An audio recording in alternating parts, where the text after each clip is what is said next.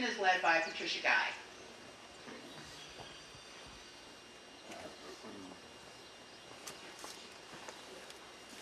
Good morning. Good morning. I was happy when David told us what the theme was today, because it gives us a chance to express appreciation for all that goes into anything we see that's created of beauty. There's a mountain of people behind what we actually see visible before us. And there's actually a very old Buddhist meditation that has a similar thought behind it. So anybody who would care to, we can do that meditation based on what we're experiencing right now. So if you'd like to, go ahead and close your eyes, and we'll take 3 deep breaths. 1, 2,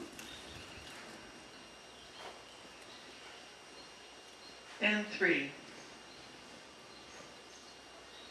And now, if you would, place your attention on the chair that you're sitting upon. Feel how it holds your body, how it was shaped just to hold every part of you. And now we're going to let our imaginations go back to the person who designed this chair, imagining what problems they were solving, how to make this chair stackable and still comfortable. And now imagine the people around them who had to approve their design. Emails probably flew back and forth with the heads of the company. Once the design was chosen, the material had to be created. The chairs that most of us are sitting on are plastic. Where does the plastic come from? Someone had to work many hours in the sun, help bring that oil up from the ground. Many young men sweated and labored to bring that oil up. Then that oil had to be transported to a refinery. Many, many hands, hearts, and minds worked on that, refining the oil till it could go into the byproduct that becomes plastic. That arrives at a factory. Someone had to design the machinery that could take this plastic and turn it into a chair. Many, many hands had to work many, many hours as these chairs moved through the assembly line. Once the chairs left the factory, someone had to transport it to where we bought it. As that truck drives along the highway, that highway had to be conceived, designed, many of hours of people sweating in the sun to build that highway. That store where the chair arrives, someone had to design, create that store. The electricity that flows into that store to light the lights of the store had to be manned by many hours of linemen. The water that goes to that store. The advertisement that went through the internet, which is probably how we found it. Then someone had to purchase those chairs. Someone had to deliver them here. Someone had to arrange the chair so that you can sit on it now. And now feel again your presence in that chair and realize all the minds, the hands, the hearts that brought that chair to your presence right now. And then imagine the future. When this chair has lived out its life here, where does it go? Does it go to a landfill? Does someone take these chairs and grind them up and turn that plastic into a playground?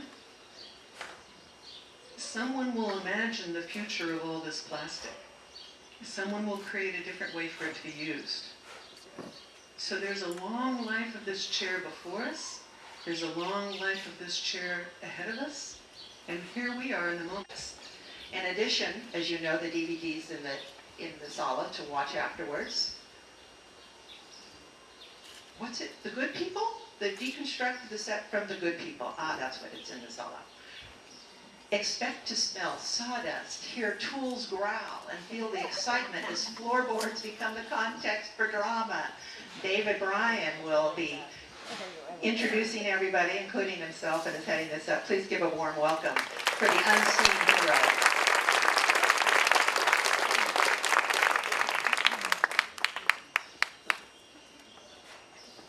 Now you've seen it.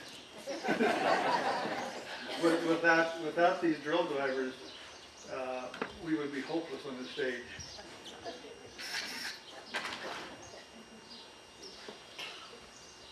Hands that knew work rested on the glass turned opaque by the scratches from the rings and the merchandise that crossed this counter. It was a place for men to meet, where the tiny black checks on the sides of work-stubbed fingers created a community in which love of the earth, love of work, and love of machine was honored. These were not handsome men, only good ones with backs and arms strong from work and burden, not sculpted but usable strength that combined the muscle and brain to magnify the efficiency of the body. The men that owned these hands came to this church that no one knew about. There, connected to a larger community, they fastened themselves to a sacred order and appealed to the spirit that made life possible, invoking rain, prosperity, health, and good harvest. They bolstered each other's faith in things beyond. They dared not tell anyone, even themselves, that they went to church for they went to this church for some greater wisdom, wished this sanctuary to remain unrecognized, untouched, undoctrinated, and unclean. Deepest mysteries of the world were thrashed here, and now and then a fight or some gossip would sneak in.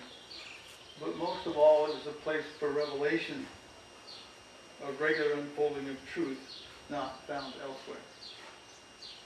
The deepest part of a man flourished here, and they thrived without words. They were felt in an inarticulate soul place, like when a man returns to the valley of his youth and expressed in the sighs that lets the chair carry more weight. So this morning, the Phantoms,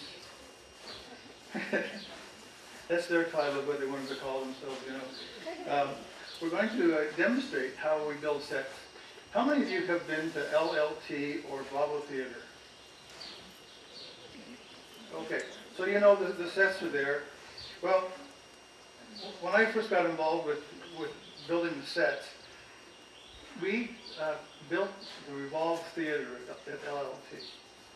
And the camaraderie that developed amongst us men as we put that very, very, very complicated piece together spoke to me of what Robert Bly told me years ago when he said that men love what they call shoulder-to-shoulder intimacy.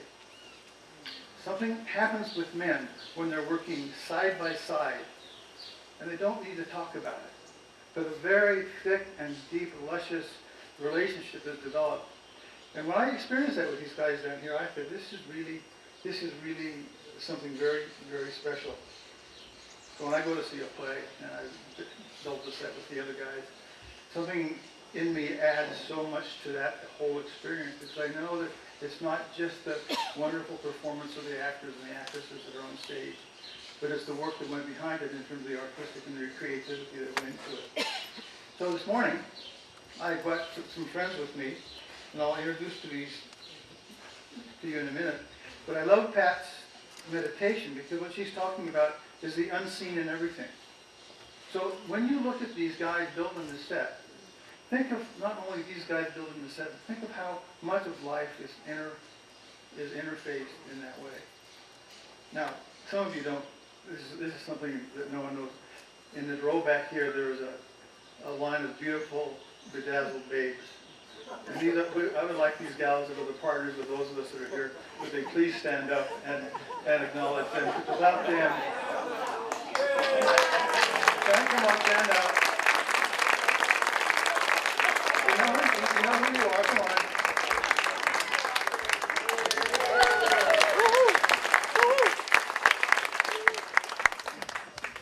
By the way, this morning is going to be loose. So I would like you guys to ask us questions. We have microphones floating around there. If you get bored watching the paint dry, go ahead, go into the sala and watch the DVD. Interrupt us, ask questions, and please get out of your chairs and come up and examine what we're actually doing.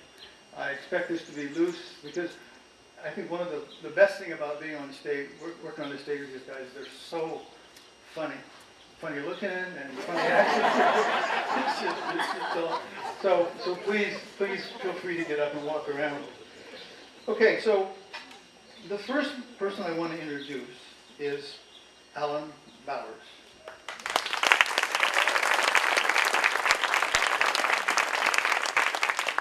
Alan is the painter. How many, by the way, have seen the movie or the play playing now, Other Than the City?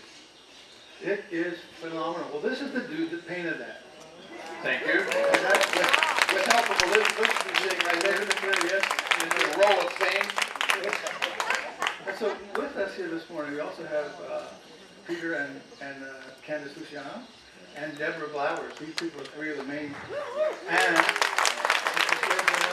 so anyway, I get a chance to talk to these people. We really are happy. We also have Jimmy Littlejohn here, who owns and runs the Bravo Theater. Jimmy, where are you? I saw you. There he is back there.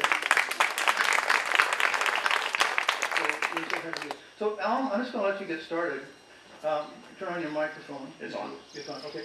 So what Alan's going to explain what he's going to do, and then when he starts painting and talking, I will introduce the others. I'll be background entertainment.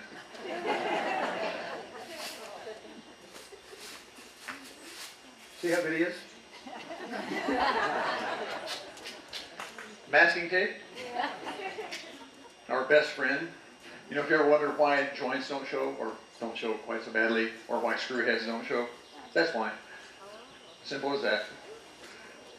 And we call these painting techniques we call it like a 30-foot painting job. Looks pretty good from 30 feet away. Get up really close, not that good. In the United States, we had a place called Earl's Shive Paint Jobs. Anybody remember those guys? They would paint your whole car for $99. That's kind of what we do here.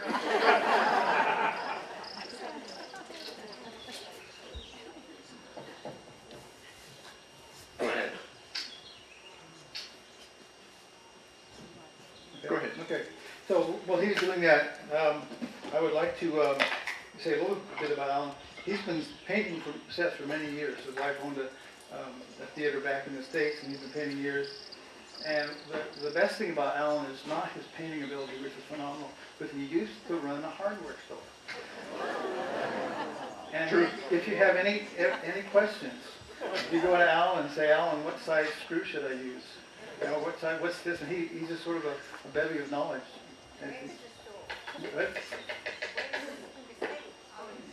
In the States. Yeah, in the States, yes. Yeah, I managed Ace Hardwares and True Values. Okay, the next person that I'd like to introduce is Niels Peterson.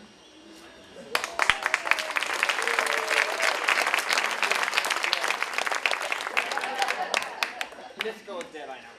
Niels and I have a wonderful bromance. You know, it's he's one of the great guys.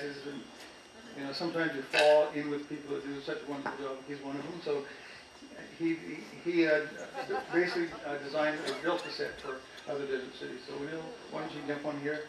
Helping him out is going to be well, Richard Monbach is not here today, so we're going to have Ian White come up. Ian, if you come up.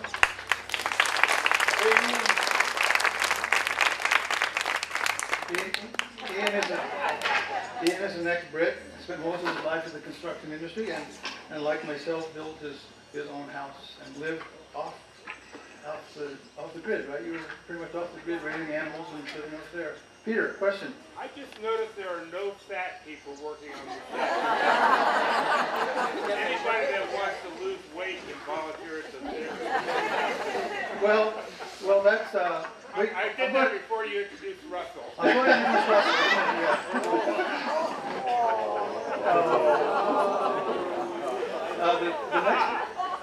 The next person I will introduce will be Earl.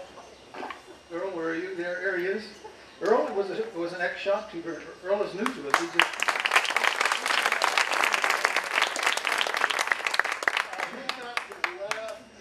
Thank you. Stand up, sit down. he's a retired school teacher.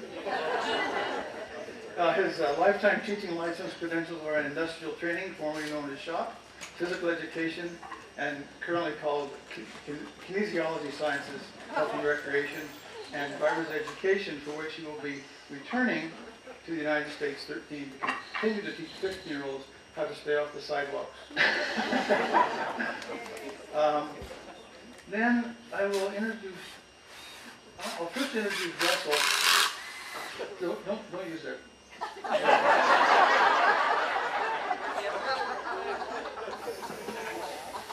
Uh-oh.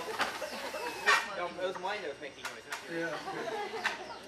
Well, maybe we'll have to just go, yeah, use this one, there it is.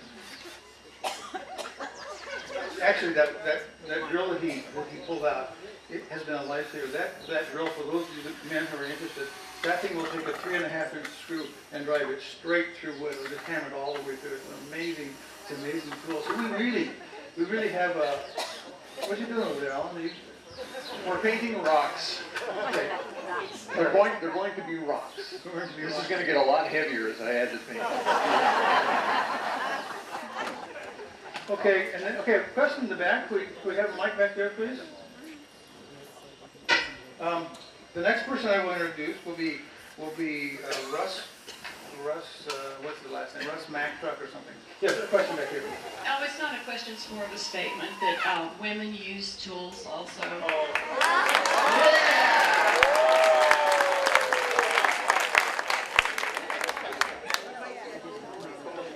Your point is well taken. In fact, I changed this poem because I wrote it back before I was conscious of women, you know. And I said women can only go there just to buy the screw, but I've since changed, right, Gloria? The title of that. Oh, the title of the poem is called The Hardware Store. Okay. All right. So the next person I want to introduce is Russell Mack. Now, Russell Mack, he's a special character. He not only did he just directed this latest play at Lakeside Theater, which was phenomenal. He designed the set, and he was like a whip cracker. But he also was an accomplished actor himself. He's sort of the consummate guy, you know. He got a lovely wife, Patty Simpson, who sings on. And he's just one of those guys that kind of knows the whole thing from start to finish. So what I've done is I've invited Russ to come and speak to us as from the perspective of a director of a play and a construction set writing. So Russell, please come up and talk to us.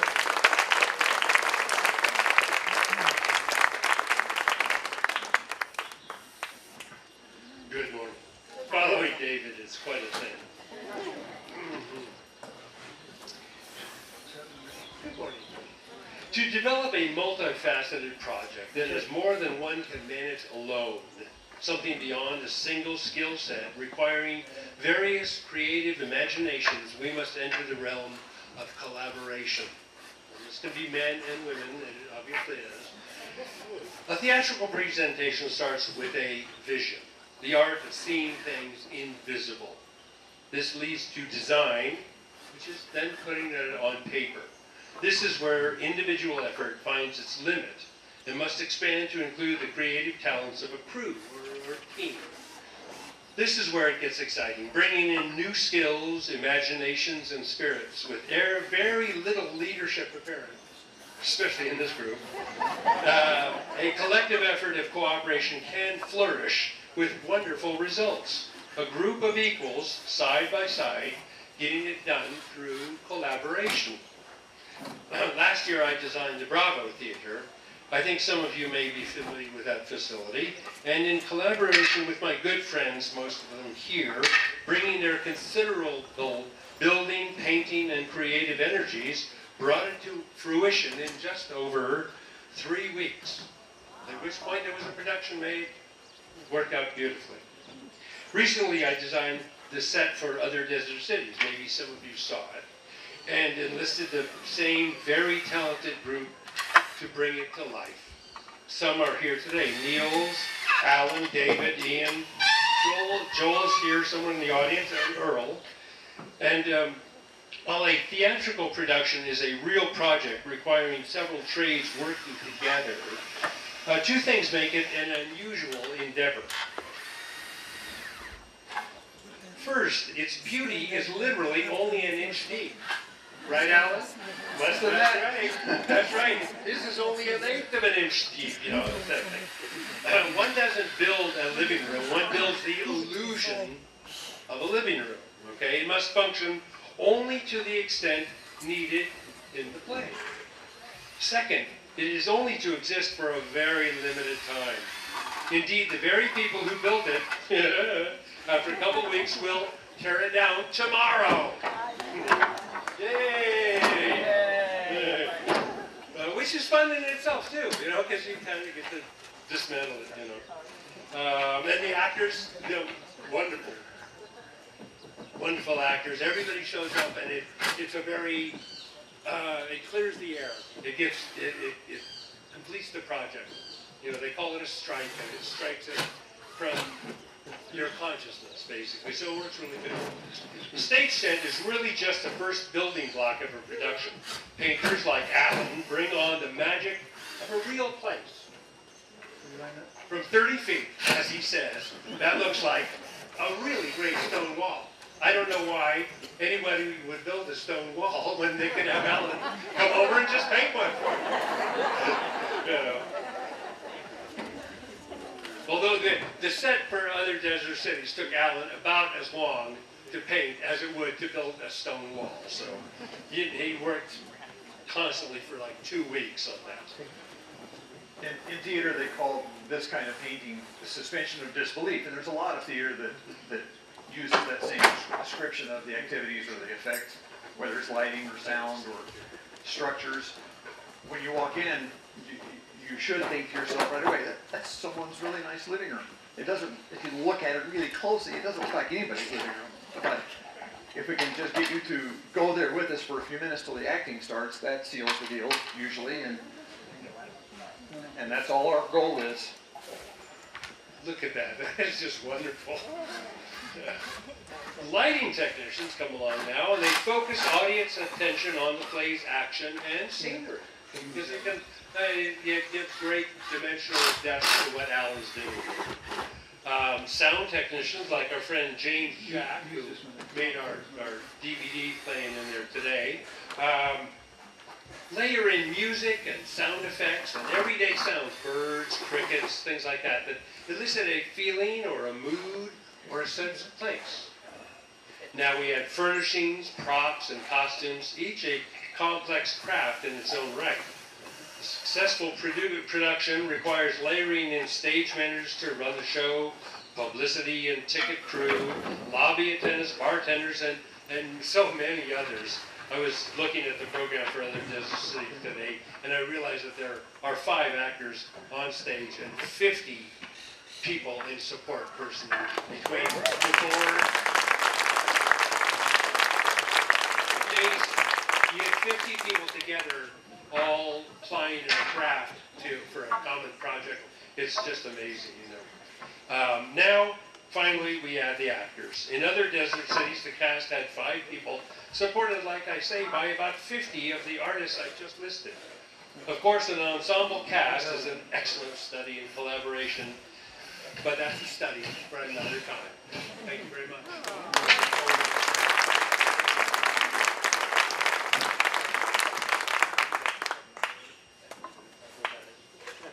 You done?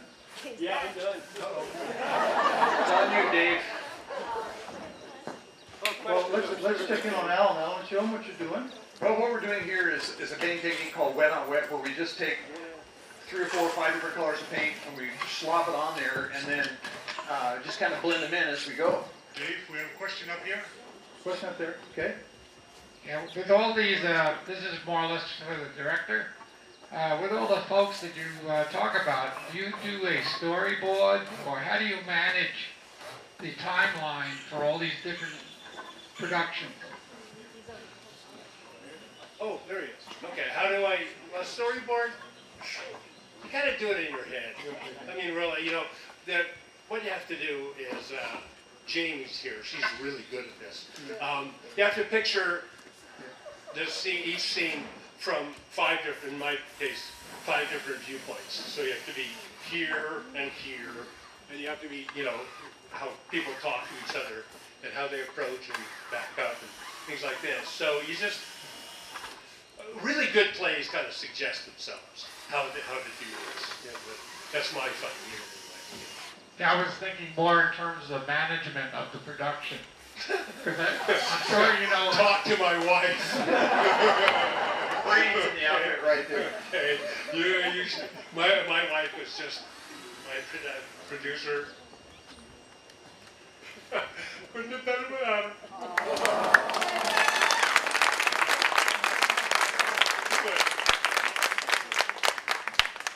Yeah, I just did the fun stuff, so she did all the hard work. Yeah, really. That's basically what it is. You just, like I say, there's 50 people involved, so what you have to do is you have to involve them and try and get along with them and let, invite them in and then free them up to do their stuff. That's the basic thing I can tell you there. Hence. That was Neil's. That wasn't my drill. I see, yeah. From an actor standpoint, and I suspect from the audience standpoint, the set for Other Desert Cities, the set design was amazing. You did some really unique things with our stage at LLT. So I'm curious, as an actor, because we haven't talked about this, how did you come up with that design? Where does it come from? What do you do, and how did you make that happen? That's a good question.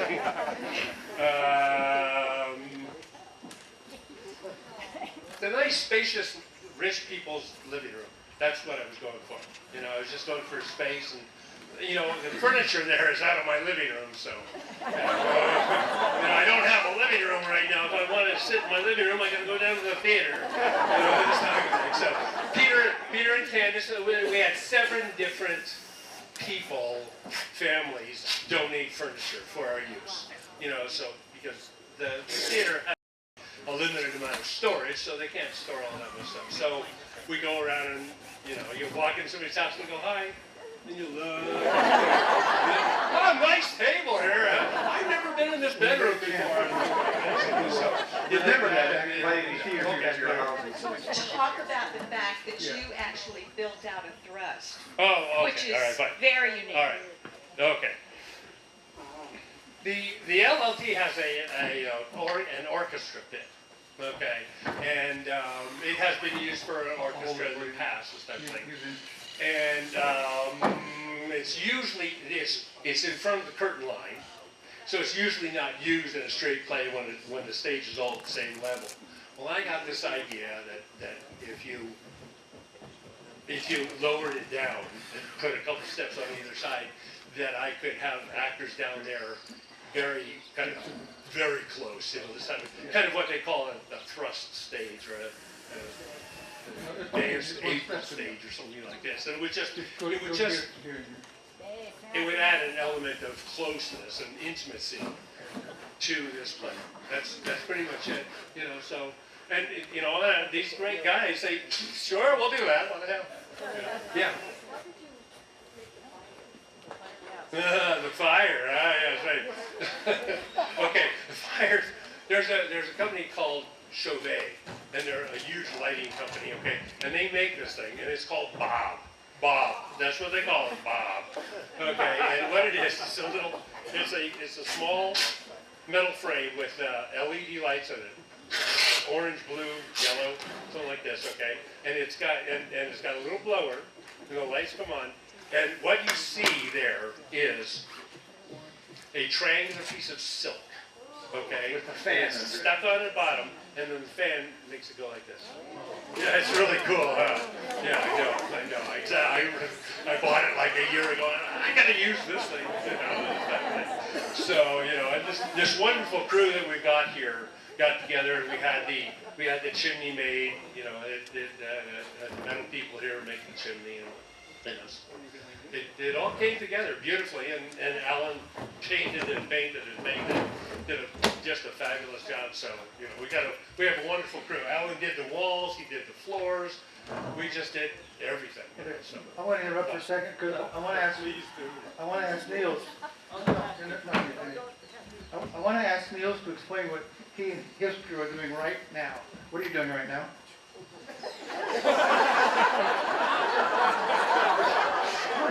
I'm not prepared. I'm not prepared for this. Yeah, we're not saying that word. The sets, especially the LLT and the Bravo, are all produced by what we call these flats. And these flats, at LLT, we have flats that are 1 foot, 2 foot, 3 foot, 4 foot wide, and 10 foot high. They become joined, and they form what you see as a finished product. These are just flats with nothing else on them but a flat surface.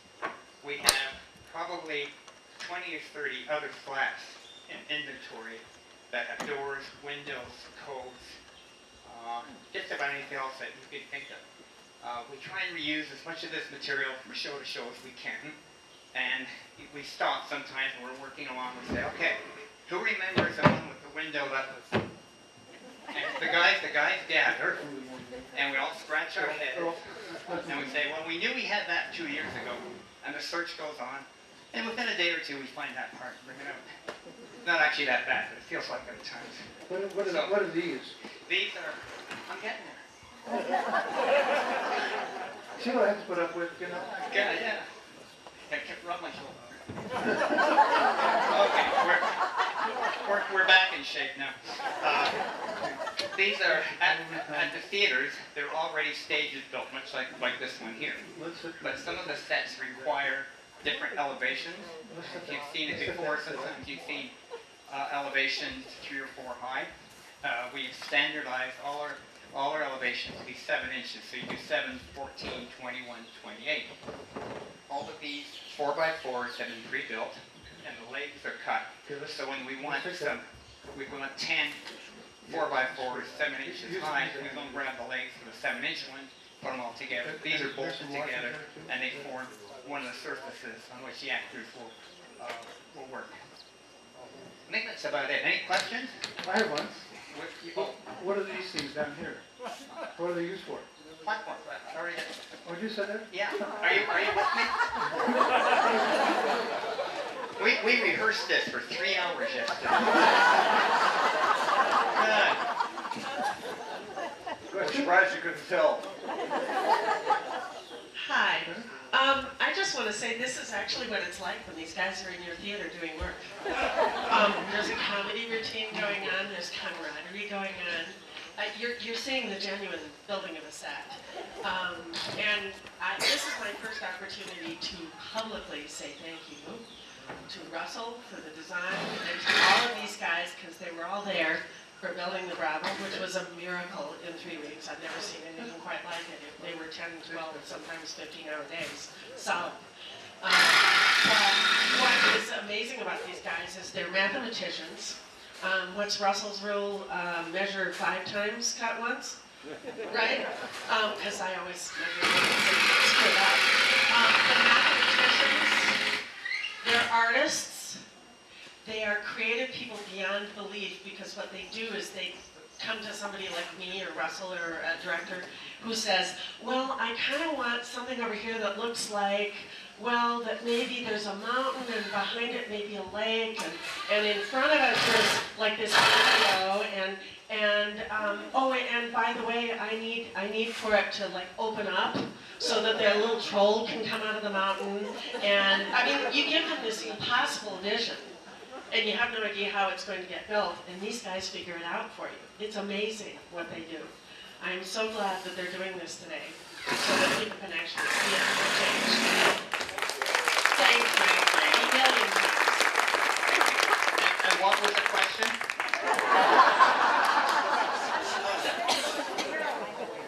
David's anxious to talk, so I'm going to give it back. No. I just wanted to say we promised the noise. The reason the noise you're hearing is what they call a hammer driver, which it allows you to screw down, and it's got a hammer in there so that the drill bit doesn't pop out. So it's kind of like an impact wrench you see when they take the tire off the car, but it's a great tool. What we're doing there, we're driving 3.5-inch screws into these flats, or these basically platforms, and we put a washer on the screw. So these are now. Okay. So how are we, guys? Now let me take this time to introduce JJ. JJ, where are you? JJ, here, come here.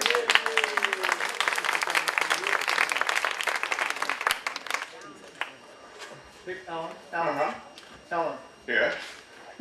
They did this upside down. Oh, that's okay. Okay? The painter will fix that. One of the things that happens all the time is we put something together and the damn director will come and say, it's upside down. We're often asked to change things. JJ was a sound engineer on the Hollywood stage for years. He's oh, wait, let me give it to you fully. What's your name again? I don't know where you did it. Anyway, I got a song. Tell me who you are and what you did. Well, let's see. I born and raised in Los Angeles, and was a sound mixer for film and TV for about 35 years. And did a lot of documentary work. I did a lot of biographical documentaries for Turner Classic Movies and for Warner Brothers and the PBS series American Masters. So things on Cary Grant and Gene Kelly and Woody Allen and a variety of things. Plus traveled the world doing a lot of famine relief and development work for Operation Smile and World Vision and St. Jude Research Hospital. So I'm very fortunate to have done all that. You know, we're the fortunate ones, JJ. Well, I have a question to ask you. Who created the DVD that's looping in the Sala? One of those phantoms. Yeah, we have JJ to thank for that, and he put it together for us. And well, that kind of, when I retired and moved down here in July 2013, one of the reasons that I chose this area was the tremendous amount of artistic luxury that we have here. And I don't know if you guys realize it, but Mexico is, you don't get this sort of stuff everywhere. And we are really, really fortunate. So that was a critical part of my decision to come down here. I thought, well, there's a theater, and maybe they would let me sit in the booth when someone is sick, just to, Be careful what you wish for. And little did I know that they really kind of needed somebody that knew their way around at least a mixing console. So, but I'm very fortunate that they allowed me to come in and play in what I like to call the big circus. Really, it's just joining the circus, what it is. And it's one of those things called a creative collaboration, and these guys express that perfectly. And we're unseen. It's like I say, it's true. I live in a dark booth most of the time, in the tech booth. But and just a little bit about the sound. I did production sound, and there are two categories of sound for film and TV, and that's production sound, which is all the sound that's done during filming, recording, and primarily dialogue. You want the dialogue to be distinctly heard, is the goal. And then there's the post-production sound, is where they add music and effects and Foley effects, which are just little sound effects and things, but that kind of fleshes out the production. So I hate to admit this, but as a kid, I realized that I took in more through my ears than I did my eyes. I found that out very young, so it's kind of natural that I went into the sound business. But I was also a big fan of the golden age of radio. And I know you guys are all too young to remember radio. But I remember listening to it and being fascinated. You could just close your eyes and it'd take you away. Well, the theater is much like that too, really. It's like a live radio play with actors. And so my goal is to make the vision of the director, like Russ, just sort of flesh it out and make it as real as possible in a subtle way without taking too much attention. And so therefore you're using music and sound effects and just to set the mood, so that let your mind do the work, but when you've got the great actors out there to really bring it to life, it all comes together. It's a collaborative, creative endeavor. So, okay, you're listening to something right now. All right, this is the transition from Night of the Iguana to the intermission. So there's a big storm's coming in. All right, there it is. So you get a little bit of off-distant thunder, and it gets closer and closer, and you hear some rain in there, and then the wind howls up. The generator just big thunderclap. Okay. And then what happens, the stage goes dark, that beautiful set that they built, and then you get a little bit of raindrops, and it's not that loud, but you'll hear it. All right, here it comes in, there's a little bit of wind, some birds, and then the music which takes you into the intermission. So it's just a gentle kind of escort into the intermission, and it all sets the mood, but that's basically what I do. I would like to say thank you for mentioning that was a tape playing, so I was having like a little flashback. Yeah, so you were in Puerto Vallarta all of a sudden. But that was from Night of the Iguana, which they did last season, and it was a tremendous production too. And JJ is one of those purely delightful men, as they all are, but JJ is one of the extra delightful guys I just want to say, I am a sound man. I am a sound man, but I just want to say it's an honor to work with these guys. Honestly, this is the pure pleasure, and it represents the community theater is a classic example of collaborative, creative endeavors. But it's an honor to work with these guys. Okay.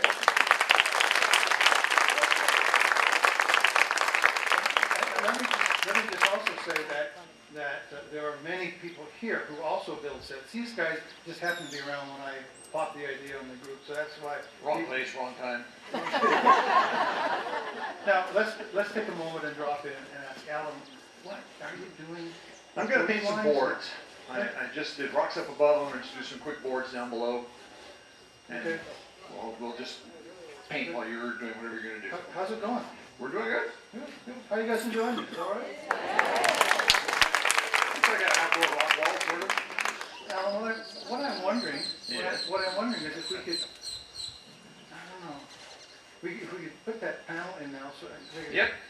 So guys, why don't you come and set this panel up next to like we have it, and we'll turn this around so all can see it. And I hope you can begin to see that the magic that begins to show up. And then we're going to have four lovely ladies stick their heads through.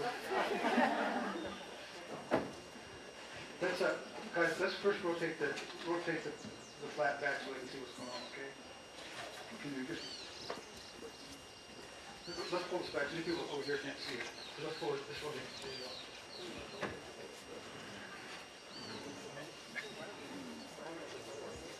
You can still see?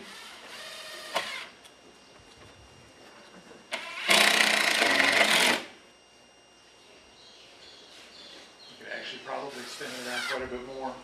Yeah. That's something else you have to think about at theater, sight lines. You know, you can't just go in and build a square room.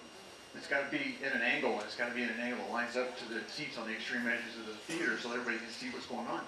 You might have really critical. So these people here can't see anything until we rotate the stage Yeah. back. Is there another question or something?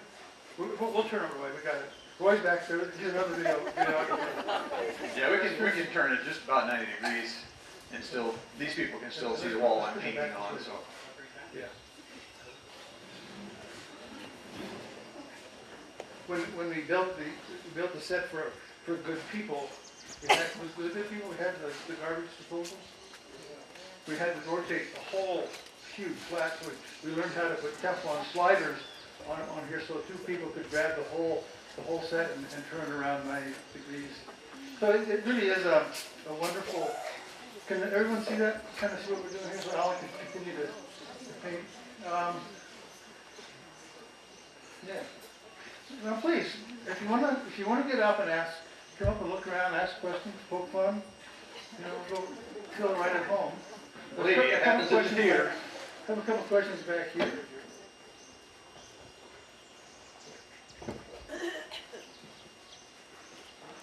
I just wanted to make a shout out to the lighting people. Yeah. One of the things I got to see years ago with a rock wall like that is the painter put flecks of red in it. And it was a castle scene that later had murder happen in the scene. The lighting people changing the light made it look like the walls were oozing blood. So in the design process, customers, makeup, set people all have to collaborate with the lighting, because you could have a beautiful green dress, put a little too much red light on it, and it turns to mud. That's true. So no one works independently. Everybody has to collaborate as a scene changes, a mood changes. What may have worked great on the design board has to be adapted when you actually get out there. So that's why we have costume parades before we actually open with the lights to see it works. And lighting can take a set that is almost there and take it all the way to that next degree. Very true. Alan's very good at lighting too. Yeah, Alan is too, yeah. You know, like she was saying, whoever that was, the colors on set change a lot when the light changes. I mean, I paint under fluorescent work lights, and the first time I see an interstage light, I go, ooh, maybe I should have done that a little differently. But you're right. I mean, it changes the impact of the whole play. Feel free. Somebody had a question? Patricia just mentioned design board. Can you tell us what the design board is? No?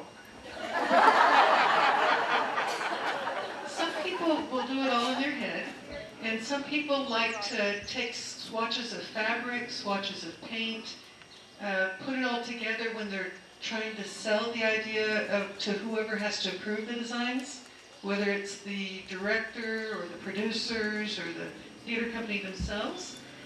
All those little elements, some people can imagine it, some people have to actually see it. Yes, there's miniature sets that are created, but also a costumer might have sketches, might have fabric swatches, might have painted certain colors, examples of ribbon, trim. Everybody works differently, but it's also, some of it's dependent on who's approving. They have to see it and approve it. At our little theater, I can tell you from personal experience, sometimes you get full models with colors. The director's already got a color palette in mind. They've got a piece of furniture they're going to build a set around a certain piece of furniture, and they need colors from that. And they've got sketches, and they've got scale drawings. Some directors will give you a ballpoint pen sketch on a napkin. And that's it. And everything in between. Okay, I realize that you people over here can't see. We'll spin this around here. We'll spin around, but we're 2 minutes away from being done anyway. Yeah. So Peter, you have your comment, question? I was going to echo what Pat just already said, the fact that we've had directors who flew in from Spain and said, here's my vision, and it literally was a ballpoint drawing on a napkin. And these guys took it and in a couple of days created a place. It was amazing. Other people, as you say, Pat, have full-scale models of what they want with color palettes and the like. So I was just going to say what Alan already said. But while I'm here, let me just echo what Jamie said, and that is my appreciation for these guys. They're magicians. I mean, they can take an empty stage and in a matter of days turn it into any place of your dreams, and they do it skillfully and artfully and without complaint. I mean, they work really hard day and night. I remember for other desert cities, I don't think there was a day for weeks, literally weeks, that I didn't walk in the theater that Elizabeth and Alan weren't there working on painting. It was amazing. Painting every one of those little rocks. A lot of rocks. Well, I think, and then my last comment would be a commercial. We have roughly about 700 members at LLT, at Lakeside Little Theater. About a third of those are active members. And what I mean by that is they work at the theater. So it's not just this stuff, from the box office to the people that greet you at the door, to the bar salespeople, to the backstage management people, the props people, the makeup, the hairdressers, the wig people, the people that, I mean, I could just go on and on and on. There are actors, obviously. There are tons of opportunities to get involved. So if you're in the area and you're looking for a really fun hobby, Candace and I couldn't spell theater when we moved down here. And this has become a major part of our life. So you can do it. And the pay is outstanding. We're going to double it next year. And let me just say, when he said we don't complain, is that true, guys? We bitch like crazy. What are you talking about? We just don't let you guys in the administration know how. You know. I just want to. It's time to go. I want to say a couple things. So, what I want to say is I want to thank you, Pat, for your meditation. It really captures what I wanted to represent here is all the things that go on unseen, not just in terms of the theater. See this as a metaphor for life. Your body is doing stuff in the unseen all the time. Your dreams are doing stuff in the unseen all the time. You know, the community, all sorts of stuff is going on in the community, in the world, before it gets to the surface and be seen. So I would just like this whole thing, whenever you go to Lakeside Little Theater, Bravo Theater, sit down and have a meal, reflect on the fact that we are really all connected. It's not some metaphysical only idea when we talk about we're all connected. We are all connected in so many rich and deep ways. So take this, our gift to you, as a metaphor for life and brotherhood and hardware stores even women can go to now. Okay, David, that's it. Good save. Thank you. Thank you, our unseen. Yes, this is your only chance to take an actual bow because, you know, nobody gives a crap about you once the theater starts.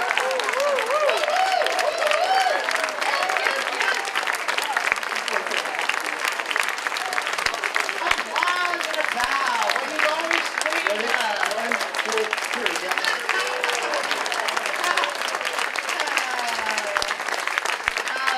Don't forget, if you haven't seen the DVD, you're welcome to go into the sala and see it. You see it sort of in hypermotion, the putting up of this round set and the taking down of it. We thank you all for being here. Please join us next week. Maybe I should get back in the set. Please join us next week as we have our talk on Syrian refugees. Please turn on your cell phones if you'd like to. You can also just not. Pick up your chairs and stack them, please, your coffee cups. And if you can't, remember to bring your own. We appreciate that. Thank you, everybody. We'll see you I want to say next week. one more thing. The flags that are here, if you have any need for something in your own house, those flags, I'll give those to you if you want.